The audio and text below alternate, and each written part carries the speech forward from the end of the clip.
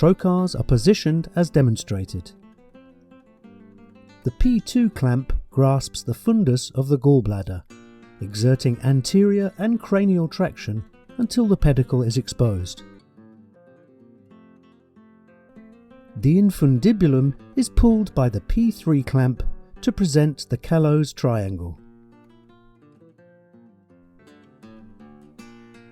Once the dissection of Callot's triangle has been completed, the distal clipping of the cystic duct is performed.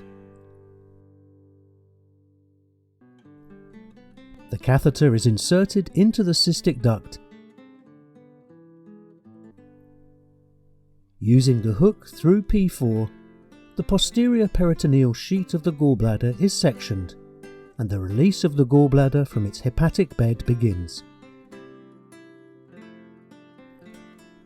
For this, the P3 clamp moves the infundibulum over to better expose the avascular plane in which the dissection carefully progresses towards the fundus of the gallbladder.